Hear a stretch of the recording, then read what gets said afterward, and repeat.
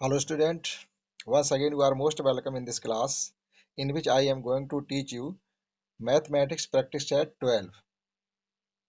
गणित का 12वां practice set आपको पढ़ा रहे हैं जिसमें आज पढ़ाने वाले हैं क्वेश्चन 16 से 1 से लेकर के 15 तक ऑलरेडी आपको हम पढ़ा चुके हैं। देखते हैं 16 क्वेश्चन से। 16 क्वेश्चन है कि x की वैल्यू आपको गिवन है तो फिर आप एक्स क्यूब प्लस 1/x³ की वैल्यू बताइएगा। तो जो हमें x की वैल्यू गिवन है उससे हम x³ और 1/x³ की वैल्यू फाइंड करेंगे। हमको गिवन है x इक्वल टू गिवन है 3 प्लस अंडर रूट 8 और यहीं से हम पहले 1/x की वैल्यू फाइंड कर लें।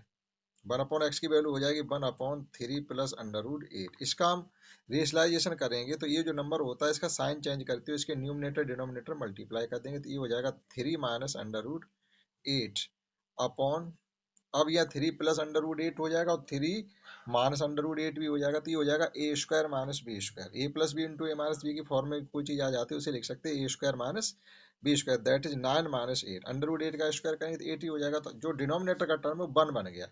फाइनली हमारा अगर एक्स की वैल्यू 3 प्लस अंडर रूट 8 है तो 1/x की वैल्यू आ गई 3 माइनस अंडर रूट 8। अब इनकी वैल्यू हमको फाइंड करनी हमको वैल्यू है एक्स क्यूब प्लस 1/x³। इसका रिलेशन होता है ए क्यू प्लस बी क्यू का रिलेशन होता है, यानी x प्लस 1/x। फिर यहाँ पर होता है एक्स स्क्वायर माइनस इनका मल्टीप्लाई करेंगे तो ये कैंसिल हो जाएंगे आपस में, माइनस का बना जाएगा प्लस 1/x², यानी A Q plus B Q तो A plus B into A square minus A B plus B square. ये रिलेशन इसमें हम वैल्यू पुट कर देंगे। अब पहले हमको स्क्वायर की वैल्यू भी चाहिए तो ए प्लस बी का स्क्वायर इसमें लगाएंगे होल स्क्वायर, तो ए का स्क्वायर यानी 3 का स्क्वायर हो जाएगा 9, अंडर रूट 8 का स्क्वायर हो जाएगा 8 प्लस 2ab यानी 6 रूट 8। इसी प्रकार से इसका स्क्वायर कर दीजिएगा तो ये हो जाएगा 9 plus 8 minus 6 root 8। A square plus B square minus 2ab और A square plus B square plus 2ab। अब यहाँ पर हो क्या रहा है, इनका एडिशन भी हो रहा है।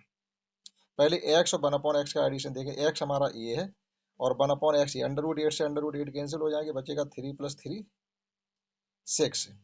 अब यहाँ आ जाइएगा एक्स स्क्वायर में, इसमें भी आपका ए इससे कैंसिल हो जाएगा, ये आपके कितने हो जाएंगे 9 और 9 18 और 16, यानी ये हो जाएंगे 34 और एक माइनस का, तो ये 6 इंटू 33 इसकी वैल्यू हो जाएगी 6 3 या 18 और 6 3 या 18 वन 19 यानी 198।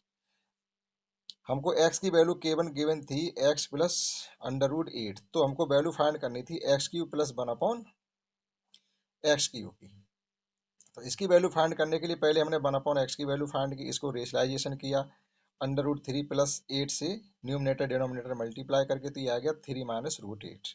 फिर हमने इसका स्क्वायर फाइंड किया x का और 1/x का स्क्वायर फाइंड किया, क्योंकि जो रिलेशन हम लगाते हैं ए क्यू प्लस बी क्यू का उसमें इनकी जरूरत पड़ती है। तो सॉल्व करेंगे तो ये आ जाएगा 198। ऑप्शन हो जाएगा बी सही। नेक्स्ट क्वेश्चन है कि यदि 5 लीटर पेट्रोल का दाम 400 रुपये है तो 72 लीटर का क्या होगा। अब 5 लीटर पेट्रोल 400 रुपये की आ रही है, इसका मतलब है कि 8×5 = 40, 8×5 = 400 होते हैं, 85 या 400, यानी 1 लीटर पेट्रोल आ रही है 80 रुपये की। तो 72 लीटर में का रेट पता करने के लिए इसमें 80 का मल्टीप्लाई कर दिए, एक तो जीरो आ जाएगा, 8×2 = 16 आ जाएंगे और 8×7 = 56 आ जाएंगे। तो ऑप्शन होना चाहिए ए वाला, एक कैरी भी लगी है 5760।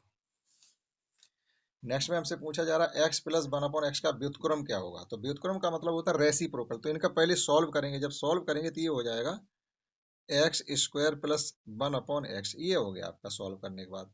अब इसको हम रेसिप्रोकल करने का मतलब है डिनोमिनेटर टर्म को न्यूमरेटर बनाना, तो ये हो जाएगा डी वाला ऑप्शन, ये व्युत्क्रम हो गया। देखते हैं इसमें और भी क्वेश्चन है, क्वेश्चन 19 से।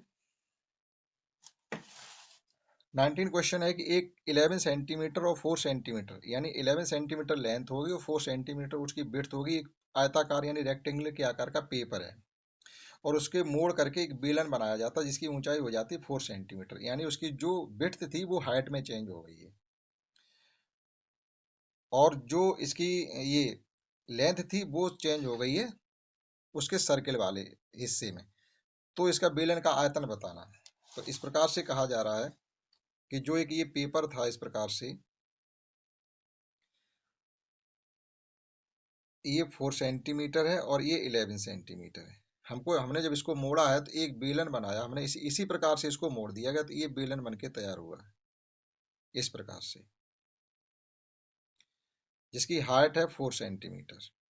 और ये जो सरकमफ्रेंस बन गई है ये 11 हो गई। तो सरकमफ्रेंस से हम इसकी रेडियस फाइंड करेंगे, क्योंकि बेलन का जो वॉल्यूम होता है वो होता है पाई आर स्क्वायर एच। तो हमें आर तो फाइंड करनी पड़ेगी, एच 4 दिया गया, तो हमें सरकमफ्रेंस क्या होती है किसी सर्किल की 2 पाई आर, ये 11 गिवन है। पाई की वैल्यू पुट करेंगे 22/7 into r is equal to 11। 11 से ये 2 टाइम्स कैंसिल हो गया, कहने मतलब है आर इज इक्वल टू आ गया है 7/4। ये इसकी एच आ गई। अब इसका वॉल्यूम फाइंड कर सकते हैं, पाई की वैल्यू लगा देंगे 22/7। आर स्क्वायर का मतलब है 7/4 इंटू 7/4 और एच की वैल्यू है 4। ये इससे कैंसिल हो गया और ये 7 7 कैंसिल हो गया, ये 11 कैंसिल हो गया, ये 2 रह गया। कहने मतलब ये हो गया 77। 77/2, दैट इज 77 का हाफ कितना हो जाएगा, 2 3 जा 6 और 2 8 या 16, यानी 38.5 सेंटीमीटर क्यूब इतना आना चाहिए। तो इस प्रकार से हम इसको पेपर को हमने इसकी हाइट के परते मोड़ा है इस प्रकार से। तो जो इसकी विड्थ थी वो हाइट बन जाती है, यानी विड्थ के परते मोड़ने पर ये जो विड्थ है वो हाइट बन जाती है और जो लेंथ होती है वो सरकमफ्रेंस बन जाती है। तो इस प्रकार से इसका वॉल्यूम फाइंड कर सकते हैं। तो ये हो जाएगा 38.5 सेंटीमीटर क्यूब। नेक्स्ट क्वेश्चन है 10% की वार्षिक चक्रवृद्धि ब्याज की दर, यानी रेट है 10%, टाइम 2 वर्ष है और 21 रुपए निवेश किए जाते हैं तो कितनी हमको ब्याज मिलेगा, यानी ऐसा ही आपसे पूछा जा रहा है। तो कोई बड़ी बात नहीं है, ऐसा ही इक्वल टू होता है PRT/100। P है 2100, R है 10% और T है 2 ईयर/100। केवल आपको सॉल्व करना है। 21×2 = 42 के आगे 2 420 रुपये आपको 2 साल बाद मिल जाएंगे जाकर। 402 वर्ष के लिए 21 रुपये, 10% की ब्याज की राशि क्या होगी, PRT/100। 2 जीरो से 2 जीरो कट गए, 21×2 = 42 और 1 जीरो, 420 ही होना चाहिए। 420 का इसका कोई ऑप्शन ही नहीं गिवन है, तो समथिंग आप मान लीजिएगा 20 समथिंग, यानी 441 मान सकते हैं आप, 420 का ऑप्शन नहीं आ रहा। नेक्स्ट है x x ratio 16, double ratio यानी प्रपोर्शन 63/30। एक्स की वैल्यू फाइंड करनी है, यानी ऐसी स्थिति आपको क्या करना होता है, product of mean is equal to product of extreme. तो प्रोडक्ट ऑफ एक्सट्रीम है x इंटू 36 और प्रोडक्ट ऑफ मीन है 16 इंटू 30 63। तो हमको x की वैल्यू फाइंड करनी है, तो ये हो जाएगा 16 इंटू 63/36। 21 3 से कैंसिल कर देंगे तो ये 12 हो जाएंगे, 4 से कैंसिल करेंगे तो ये 4, ये 3 टाइम्स, 3 से 21 7 टाइम्स, 7 4 या 28। एक्स की वैल्यू 28 होगी। यहाँ पर इज इक्वल टू लगा हुआ है, एक्स की वैल्यू क्या होगी। नेक्स्ट है एक वृत्त की परिधि, यानी एक सर्किल की आपको सरकमफ्रेंस गिवन है तो इसका क्षेत्रफल क्या होगा। तो सरकमफ्रेंस की हेल्प से हम सर्किल की रेडियस को फाइंड कर लेंगे। 243 गिवन है हमें, यानी 2 पाई आर, 2 पाई आर हमको गिवन है 242। यहाँ से जब आर निकाल लेंगे तो ये हो जाएगा 2 into 22/7 into r is equal to 242। अब देखिएगा 11 से ये कैंसिल हो रहा है, 11 2 जा, और ये भी 11 से कैंसिल हो रहा है, 11 2 जा 22 और फिर 11 2 जा, ये 2 से कैंसिल हो गए 11 times. R is equal to आ गया 77/2, दैट इज, इतना ही रहने दीजिएगा, मतलब ये 7 का मल्टीप्लाई होगा जाकर के और 2 से डिवाइड भी होना अभी बाकी है। अब आप इसका एरिया फाइंड कर सकते हैं, पाई आर स्क्वायर, यानी 22/7 इंटू 77/2 और 77/2। ये 11 टाइम कैंसिल हो जाएगा, ये भी इससे 11 टाइम हो जाएगा। अब इसका जो मल्टीप्लाई होगा वही इसका आंसर होगा जा करके। तो जो आप कैलकुलेशन इसकी फाइंड करेंगे तो पॉइंट में आएगा, तो पॉइंट में इसमें एक ही आंसर आ रहा है, तो वही इसका जवाब होना चाहिए सही, यानी 4658.5, क्योंकि 2 से डिवाइड करेंगे, कोई जीरो है नहीं, तो 0.5 आएगा लास्ट में। तो पॉइंट में एक ही जवाब गिवन है, तो कैलकुलेशन करने की जरूरत नहीं है, हम फाइंड कर सकते हैं। नेक्स्ट 23 क्वेश्चन है कि 30 वो 65 और 117 का मासा कितना होना चाहिए जो इसको दर्शाने पर m का मान सेटिस्फाइड हो। तो अगर इनका एचसीएफ फाइंड करेंगे तो 13 आ रहा है, दिखाई दे रहा 65 और 116 का 17 का 13 एलसीएम होगा। तो इसमें m की वैल्यू क्या पुट करें, इनका डिफरेंस 13 होना चाहिए। 13 यानी 65 की जगह यहाँ पर m की जगह 2 पुट करेंगे तो ये हो जाएगा 130। 130 में से 117 घटाएंगे तो 13 बचेंगे, तो m की वैल्यू 2 होनी चाहिए।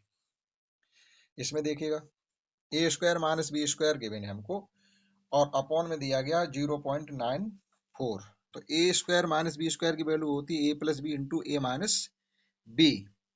अब ए प्लस बी की वैल्यू इनकी हो जाएगी 4 5 9, तो हो जाएगी ए प्लस बी, और ए माइनस की वैल्यू यही आएगी, यानी 9 आंसर आना चाहिए।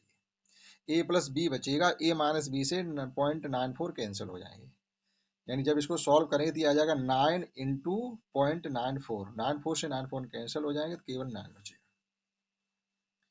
एक त्रिभुज का केंद्रक किसी माध्यिका को किस अनुपात में बांटता है। तो इस प्रकार से हमसे कहा गया, जैसे ये कोई ट्रायंगल है, अब ये माध्यिका का मतलब होता है सामने वाली साइड को डिवाइड बाइसेक्ट करना।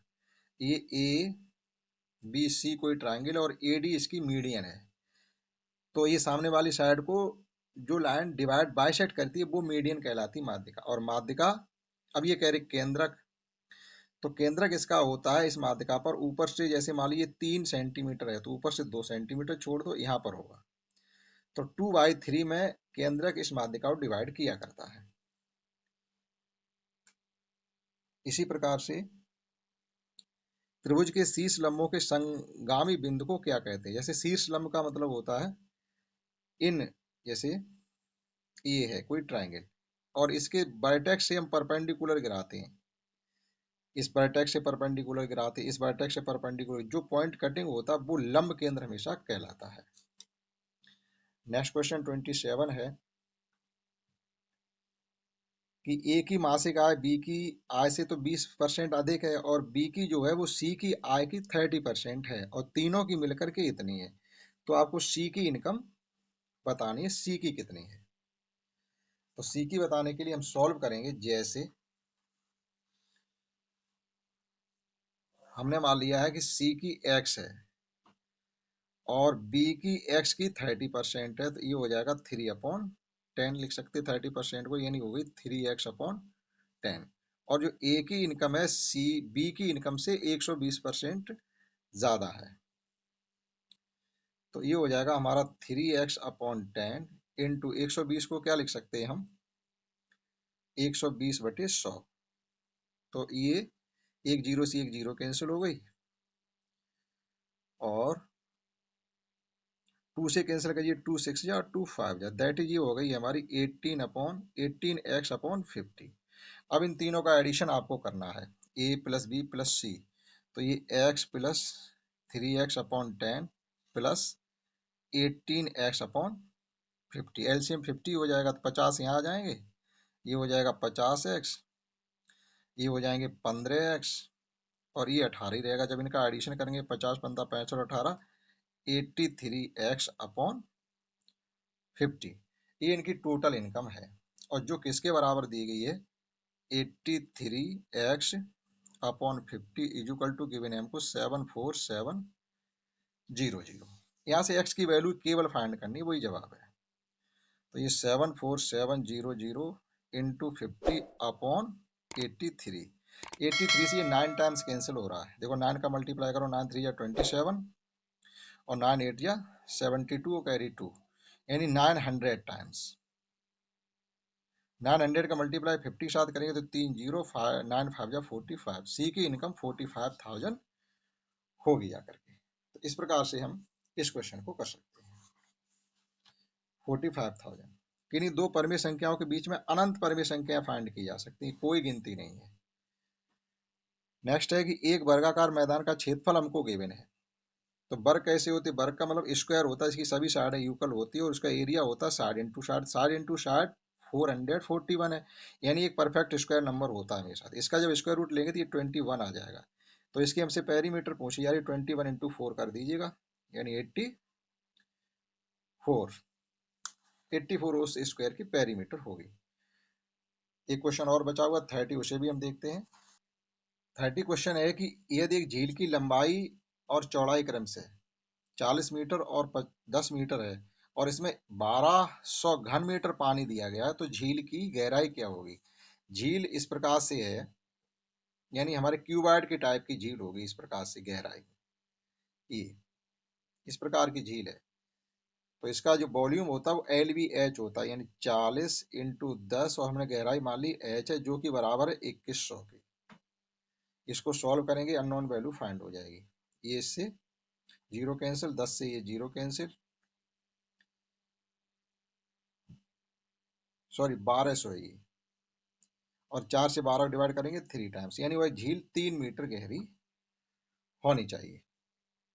तो इस क्लास में हमने 12 सेट के क्वेश्चन 16 से लेकर 13 तक कराए। आशा करता हूँ आपने समझ पाए होंगे। इस क्लास में इतना ही। That's all. जय हिंद, जय भारत।